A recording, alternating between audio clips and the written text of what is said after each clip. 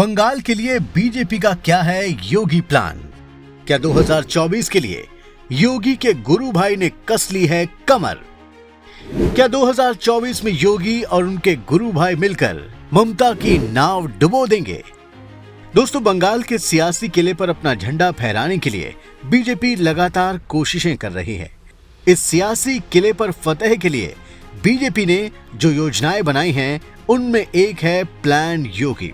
इसके तहत बंगाल के सियासी मोर्चे पर यूपी के मुख्यमंत्री योगी आदित्यनाथ को तैनात किया गया है। इस प्लान के तहत जो रणनीति बनी है, वो अगर पूरी तरह से अमल में आ गई तो बंगाल की मौजूदा सीएम और टीएमसी सुप्रीमो ममता की नाव डुबो देंगे। आप देखते रहिए द कर्मा।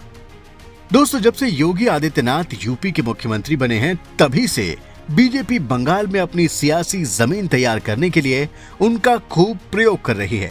इसकी वजह है बंगाल का वो जनाधार जो सीधे तौर पर योगी आदित्यनाथ से जुड़ा है। ये कोई छोटा जनाधार नहीं है।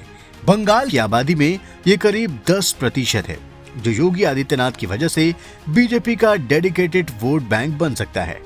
दोस्तों, हम बंगाल के जिस जनाधार या समुदाय की बात कर रहे हैं, उसका नाम है जुगी या जोगी। बंगाल में जुगी या जोगी समुदाय की आबादी अब करीब 1 करोड़ के आसपास पहुंच रही है।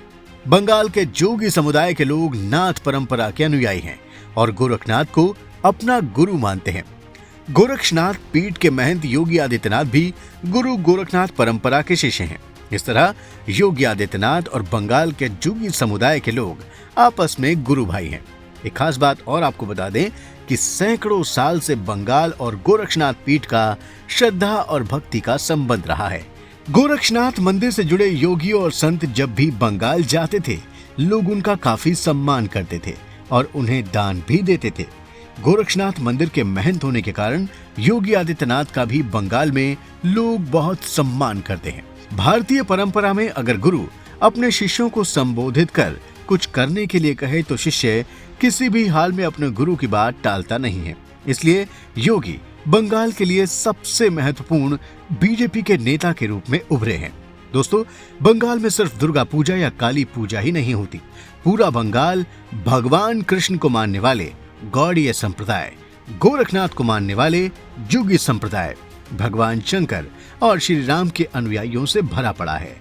घोर से घोर वामपंथी नास्तिक शासन में भी बंगाल ने धर्म का साथ कभी नहीं छोड़ा था।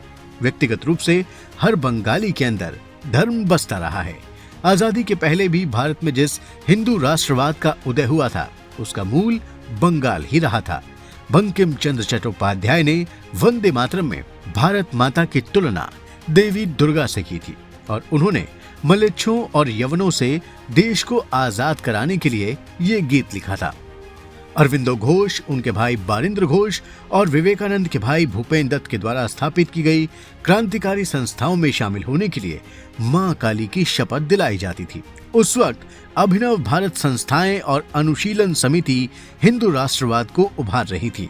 आज बीजेपी उसी बंगाली हिंदू राष्ट्रवाद के गौरव को फिर से उभारने की कोशिश कर रही है। दोस्तों, आपको बता दें कि बंगाल में हिंदुओं की कुल आबादी 70% है, जबकि मुसलमानों की आबादी 27% है। ये 27% मुसलमान ममता बनर्जी की पार्टी का वोट बैंक माने जाते हैं। माना जाता है कि इसी मुस्लिम वोट बैंक की वजह से पहले वामपंथी और अब ममता बनर्जी बंगाल की सत्ता में वर्षों से काबिज हैं। बीजेपी अब इसी के काट में लगी हुई है। इसके लिए उसने एक तरफ मुस्लिम तुष्टीकरण, बांग्लादेशी मुसलमानों का आकर बंगाल में बसना और गौकशी जैसे मुद्दों को उठाया है और दूसरी तरफ बंगाली हिंदू राष्ट्रवाद को उभारा है। इसमें यूपी के मुख्यमंत्री और गोरक्षनाथ पीठ के महंत योगी आदित्यनाथ बड़ी भूमिका निभा रहे हैं। बीजेपी ने 2019 के लोकसभा चुनाव में बंगाल की 42 सीटों में से 18 सीटें जीतकर ममता बनर्जी को तगड़ा झटका दिया था। हालांकि टीएमसी ने 22 सीटें जीती थी, लेकिन 2014 के मुकाबले उसे 12 सीटों का घाटा हो गया था। 2021 के विधानसभा चुनावों की बात करें तो ममता की पार्टी को जीत तो मिली, लेकिन बीजेपी की सीटों में काफी बढ़ोतरी दिखी।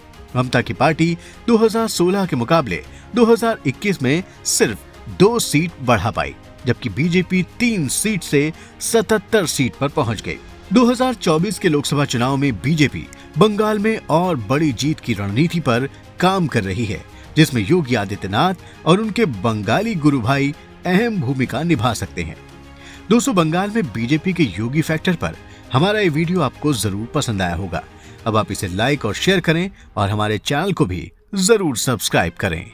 धन्यवाद।